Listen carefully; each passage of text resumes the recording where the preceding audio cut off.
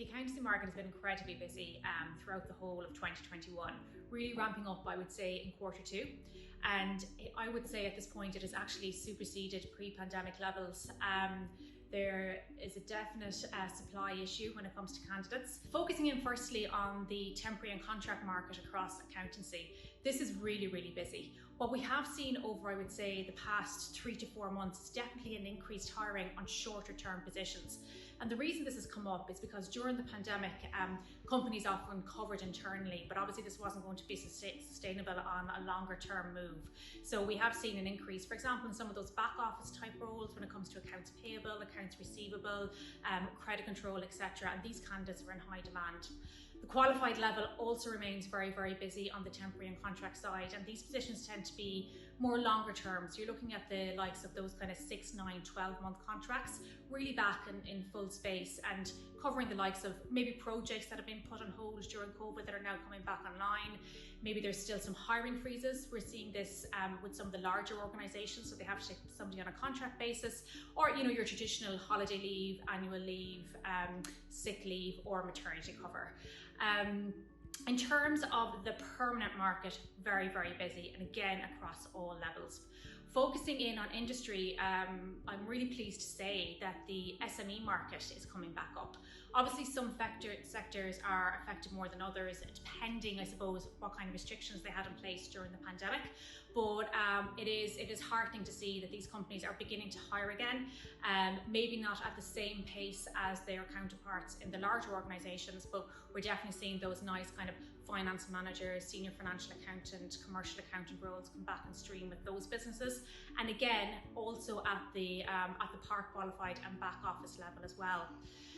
Larger organizations, so moving on to the likes of, I suppose, kind of tech, pharma, healthcare, shared service, incredibly busy, really across all levels, particularly at that kind of mid, I would say kind of 1 to 5 years PQE, a very, very busy market for accountants at the moment.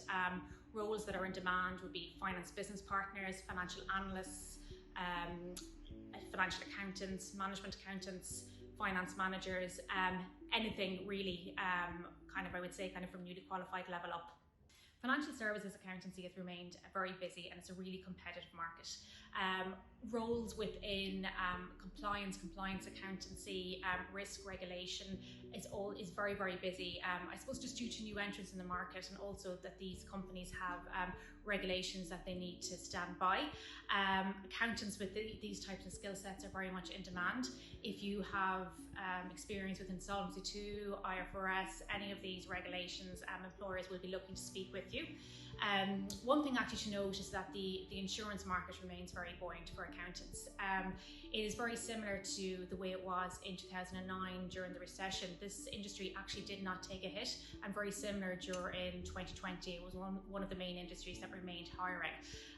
But overall, I would say the financial services market is very busy at the moment.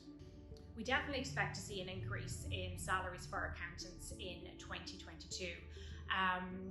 But salary and the outlook on salaries, I think across the whole market has changed since the pandemic. I would talk about the whole package when I would be talking about an accountant's salary. When we're looking at basics, those with high skill sets that are in high demand can be receiving anything up to 8 to 10% on what their current basic is. But more importantly than that, it is the overall package. So when you're looking to attract an accountant in 2022, yes, the basic salary is very important, but you also need to be looking at things like benefits.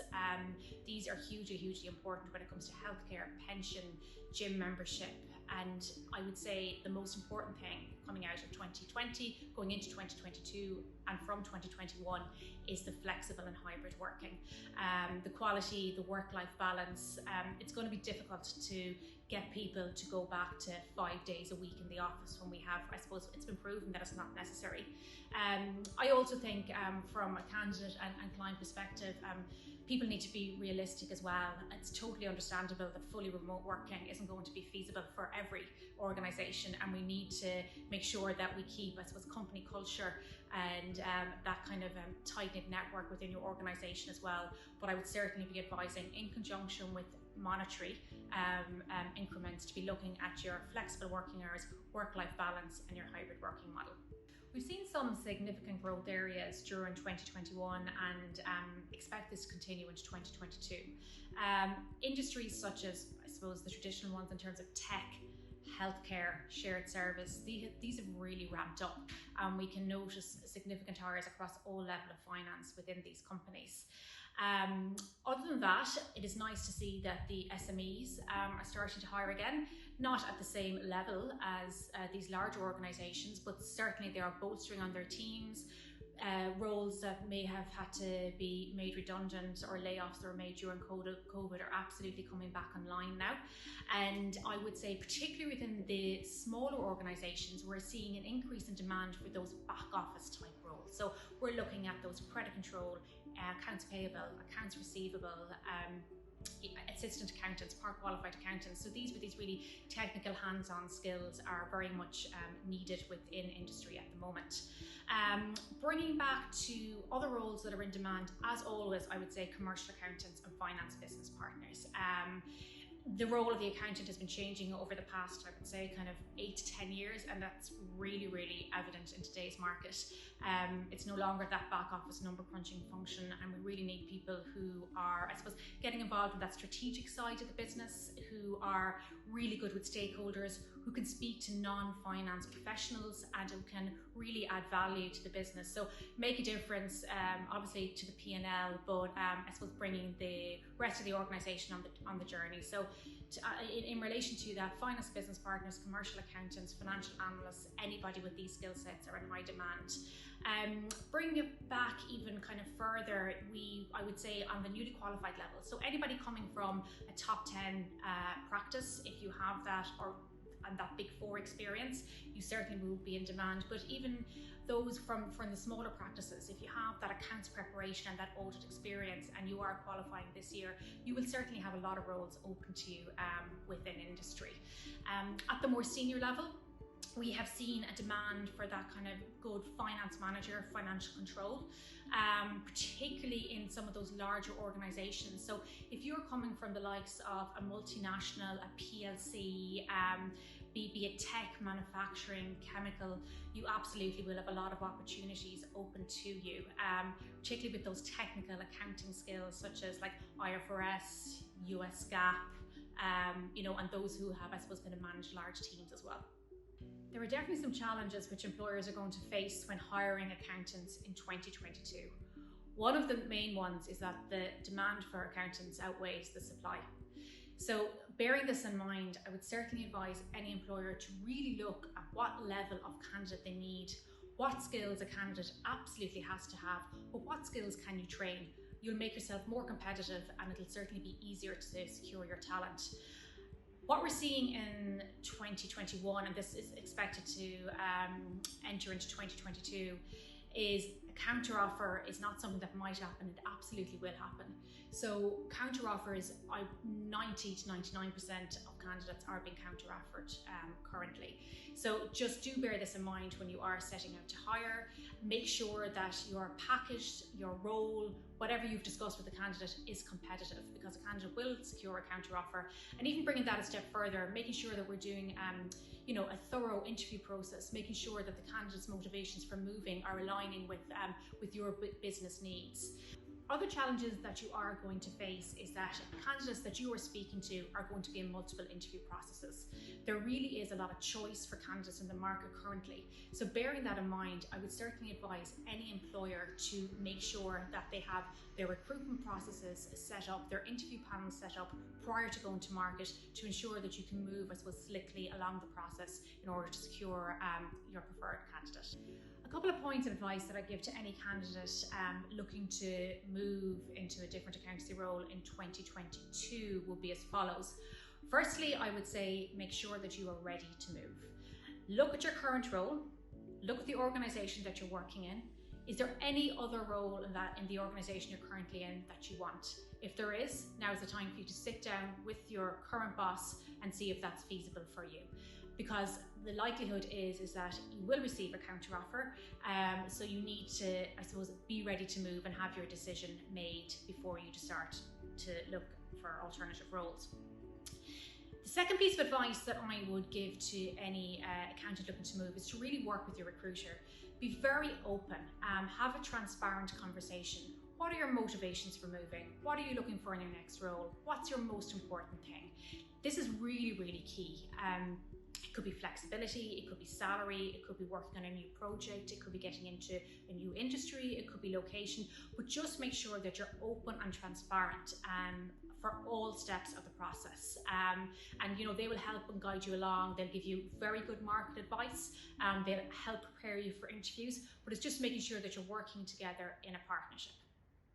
Another piece of advice I would give a candidate who's looking to move in 2022 is don't just move for salary.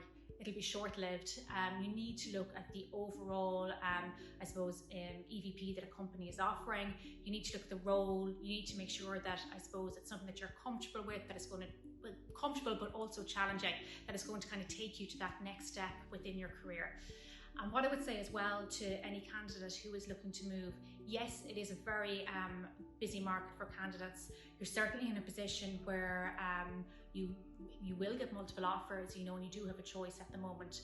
But make sure that you handle all of your processes that you're currently in, I suppose, with integrity. It's not always going to be that way. You know, it will turn back to an employer's market at some point, and it's very important that, I suppose, that you're open and transparent with your potential new employer, with your recruiter, and that, you know, you get the best result for everybody involved. I would say to any candidate who may be coming out of contract, finishing a contract, or returning from overseas, and we have seen a bit of that throughout the pandemic, particularly those candidates who may have been far away from home, making that decision that they want to relocate back to Dublin. What I would say to them is definitely consider your options on the temporary and contract side. There are a number of opportunities available. We have some great roles currently in Brightwater with some really premium brands who currently may not have the headcount or sign off to hire a permanent employee.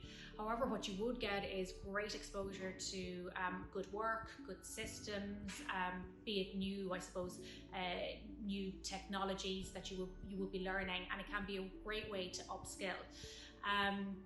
Also, more often than not, temporary assignments can lead to longer term assignments, and if they don't, it certainly adds value to your CV.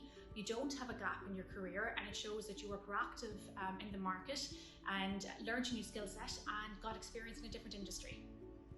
There's a couple of points of advice I would give to employers when you're going to hire in 2022.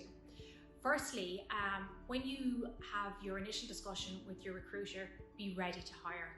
And what I mean by this is making sure that you have identified who's going to be on your interview panels, and I would say go as far as even blocking interview slots out at the time that you're speaking with your recruiter in terms of the initial role.